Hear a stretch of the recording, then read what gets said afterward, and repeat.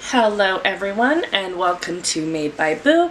My name is Shannon and I am recording a little bit outside of Boise, Idaho. I'm going to go ahead and apologize now. I have had a little bit of a cough, so if there's weird breaks in here later, that's me trying to edit out coughing fits. Pardon me, like that. It mostly just gets a little bit worse when I talk, but I really don't want to be off a recording schedule, and I don't think I have too much to share this week. So I'm going to start a little bit with some life stuff because that does affect how much I've worked on. I have one finished object and 2 works in progress that got work over these last 2 weeks. We had kind of a strange 2 weeks. Normally my busy schedule has mostly to do with work and then of course with my 3 children. Over last weekend, we did end up traveling at the last minute to go to California for a funeral. So naturally that affected our entire life and our entire schedule. I had 4 days off of work plus the weekend as a part of this travel. We had quite a bit of stress with the particular route we were traveling and whether or not we'd be able to make it there and back on time. And of course, when you're traveling for a funeral, it's not a fun trip. You may enjoy some of the people you see, but you're not going just because you want to enjoy your trip. So I brought 2 projects with me on that trip with the idea that I would need something to keep my hands busy, but of course there would be times that it would be inappropriate to be sitting there knitting. Normally I am not someone who can knit, crochet, anything like that in a car. I used to have terrible motion sickness as a child. It has gotten better as I've gotten older, and so sometimes I will try a little bit, and then if my stomach starts to get a little bit upset, I will stop. So the finished object I have got a lot of work because it is primarily what I worked on while we traveled. 2 weeks ago, I had just started. I was, I don't know, maybe 10 rows in. I didn't even put a marker. I was so low, I was not in very much. And I now have a finished pair of very tall socks. These socks are using yarn from Muse 2320. These are part of the Troop 2320 club that went through the year 2023. And these are the color Icebreaker. So here is that. I know it's probably not going to really focus in. So as you can see, these socks are very tall, taller than I'd normally make them. When I was starting these socks, I thought, you know, maybe I will do 50 rounds. You know, make them tall enough that they'll still work well when it's cold, but not so tall that I feel like I can't wear them as it gets colder. I do still have the ends to just kind of snip off. I always block dry and then snip off those ends. So when I recorded, I was right around up here on the first sock. And then in my normal routine, I work on socks before work and other little moments like that. My middle daughter had a choir concert before we left. So when we left, I was, I don't know, maybe about here. And then I started working on them in the car, but I had no stitch markers at all to say how tall they were. So I had no idea how many rounds I'd already done, and I just did not think it was going to work well for me to attempt to count these rounds and place stitch markers or not place stitch markers in the car when I already occasionally get kind of a iffy stomach. So I decided to just let the universe decide how tall the socks were going to be and just work on them until we arrived at our destination that day, and that was going to be how tall they were. And the universe decided on 74 rounds, which I then added another round because to me 74 sounded insane, whereas 75 was at least a better number to me. And then I finished the first sock, started the second sock while still traveling, and the entire time I was terrified I was going to run out of yarn because I never make socks this tall. I mean, the tallest pair of socks that I think I have ever made outside of my Advent socks were a pair for my daughter recently where I made them 60 rounds, and I was like, well, I might have been able to make 70 looking at how much yarn I had left over. So I was terrified that I would run out of yarn with them being 75. But when I weighed a sock with, you know, the contrasting color as well, they were still only 46 grams in a tall sock. So once I finally got home and weighed the first sock, I mean, at that point I'd finished the leg of the second sock. I had already kind of known I was going to have enough to finish it. But it definitely made me feel a lot better. I'm not sure that a bunch of super tall socks are going to be coming up anytime soon, especially as the weather starts to get warmer. But it was kind of cool to realize I can make them that tall if I want to, and I still have a good little chunk of that main color that I could put into a scrappy project if I'd like to. So that is my one finished object. A pair of very tall socks finished in about 2 weeks, so I was very excited about that. The other project that I brought with me is my Cozy Comfort Throw. The pattern is from a homespun house, and I am working on this using an advent calendar from Mothy and The Squid from 2022. So it's not last year's advent calendar, it's the advent calendar from the year before. So I'm just going to try to slowly drop it to really let the colors go. So here is the stitch marker from last time I was on this like greenish yellow. After finishing the leg of the second sock with how dark that yarn was, I didn't want to try to do the heel in the car. So I did switch over to this, and I got most of this. I don't know what color any of these are actually called. None of them came in the advent calendar with an official name. I think of this one as a as a neon banana because it's got a lot of very bright like highlighter, but also the slight brown spots you get as a banana starts to go bad. So I did most of that color in the car, and then this next color here thought of as a fluorescent lime. And it's very hard to tell. I've only got about 2 rows of it, but I am on another color, another shade of green above that. So I am now on color number 10. And I had put them all in 2 magic knot balls. So this is how much is left in the first one.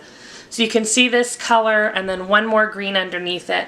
I'm guessing there's one more color at least under there. I do not remember if this advent calendar had 24 or 25 colors in it. I think it was 24. Either way, I have, I believe, 12 colors on that first ball. If there's 24 colors in that advent calendar, then I will have 24 colors on each magic knot ball. And if not, then I will have 13 on one and 12 on the other. I'm not positive. But the next one's really pulling up at kind of like a greenish blue, a nice aqua, and then going into some blues. I did bring an extra, I brought an extra plain ball and my next magic knot ball with us when we traveled, not because I really expected to need them, but I didn't really expect to pretty much finish that pair of socks either. So it was one of those where I wanted to have whatever I needed to work on my projects, and I mean, at home I typically just keep what I'm working on in the bag. I haven't pulled the extra stuff out of the bag yet just because I am so close to needing both of them. But when you're in a different state, you can't just come and grab it from a different room if you need it, whereas now I could take it out and do that. All right, so the other project that I had that got a little bit of work this last week is my data blanket. If you are new here, this is very similar to a temperature blanket, but it is using test scores that I acquired while working on fluency before testing for my BCBA exam. I am using Cascade Yarns Heritage. I currently have 7 different colors in this blanket. And it's coming along pretty nicely, so as you can kind of see, this is folded over. I have 6 different shades of blue. This little pigeon right here is where I was last time, so I don't know, a good 3 or 4 inches done. This nice solid black is another big exam that I've taken, so I've now made it to 2 big exams. When we get to the end, those will be a lot more frequent. But at the beginning, I wasn't taking the big exams as often, just taking a lot of fluency exams. Trying to soothe my throat so I don't cough as much. I'm trying to just really kind of push through and get a lot of work done on this because I think it is going to be a very beautiful memory of a not easy time studying in my life. It was a lot of studying for a good chunk of time. And I really would like to have that, you know, a nice cozy memory of something that was a lot of hard work. I did count in how many more tests I have to go into this particular blanket, and as of yesterday, I have 265 tests left, which is absolutely not a small amount, but I mean, much like taking the data for all of the tests that I took before, it's just a number. So I decided I'm going to be kind of calculating how many I complete each week as rows on there. It doesn't mean that I'd like this to be my next focus as a big long-term project that I've had sitting around and finish this. But if I get kind of bored or frustrated with it, I could put it down for a little while. But I do feel like if I am seeing that 265 tests number start to go down, it may be something that is slightly motivating to finish. I still don't 100% know what color I am going to put at the end to show that I passed the exam. At one point in my working on it, I had thought of ordering a special ball of the Cascade Heritage in a yellow or a purple or something, just to kind of show this is the only one that was the exam and I passed it. But I also do think that that's kind of wasteful to get an entire 100 gram skein just to do 2 rows. I'm currently leaning towards doing this sparkly white mini skein. I don't know if we'll pick up any of the sparkly white mini skein. I don't know if we'll pick up any of the stellina in it. But if it is the only one on there that is sparkly, then that is definitely going to stand out a little bit. And I don't know my actual score for when I passed the exam. They don't tell you your score, just pass or fail. So, I mean, why not give myself the color of a high score as though I had passed it with 100%? I don't think I did, but they didn't tell me. So for all I know, I passed it with 100%. I'd be deeply shocked if I did. The exam wasn't as hard as I thought it would be, but it's not an easy exam. Things like that never are. So that is all the projects that I worked on over the last 2 weeks. I feel like a lot of the times 3 is kind of a sweet spot for me. Sometimes I get a little bit more all over the place, but having 3 at a time is usually a really good number for me. So I may kind of try to stick to that for a little bit while I finish some of these, because 2 of them are very big projects, and I do have several other big projects that are just sitting over there kind of staring at me unfinished, and I'd still like to get to those. So maybe if I kind of focus on 3, that will help. I do have my next pair of socks picked out, but I have not cast them on yet. So I will wait to talk about those, and instead I will take a moment and then dive right into my acquisitions. All right, so I don't actually have a lot of acquisitions, but as usual, I have some. The first one I have, it actually arrived on Valentine's Day while I was at work, and then as soon as I got home from work that day was when we left for our trip. So I did not open it until several days after. This was a Valentine's Day pre-order from Forbidden Fiber, and it was the I Love Boo Valentine's kit, and naturally I could not resist that. It came with this super cute bag. I'm absolutely in love with the sparkly ghost. I'm not always a super pink person, but I'm more of a pink person now than I was when I was a child. It's got some little heart stitch markers or progress keepers. I use the terms interchangeably, but I know not everybody does. And then, of course, a skein of yarn in the color My Boo. So a lot of red in there, a little bit of purple, some pinks. I mean, I guess the pink to me is almost more of like a light red, which I guess is semantics. But yeah, that is the My Boo, or I Love Boo, Boo to You, from Forbidden Fiber Company. I also received my hand-dyed Happy Yarn Club from So Happy Jane. As always, a fun thing to receive every single month. With my extras, I got a bookmark, 2 bookmarks, I guess. Did not have them separated before. A hot cocoa and a book light. And then the 2 yarns I received. I feel like I've received ones that are very similar tones to this before, but that does not mean that I don't like them. They actually really make me think of the yarns from her that I am putting into my Geo Gradient. And I love those colors, so I am not sad about it. It was just a little bit surprising, but also not. I mean, it's the same dyer, so it's not shocking that this time of year might have similar inspiration for her.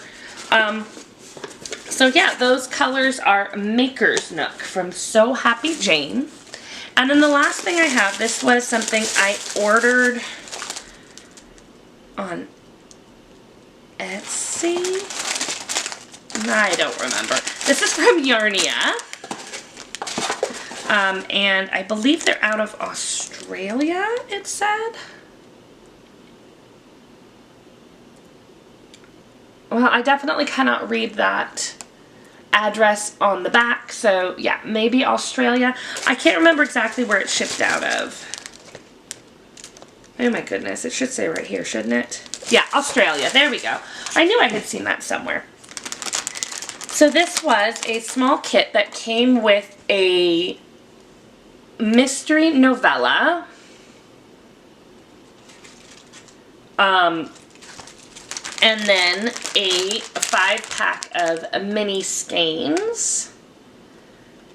And I absolutely love these colors. I had no idea what the colors or the book would be.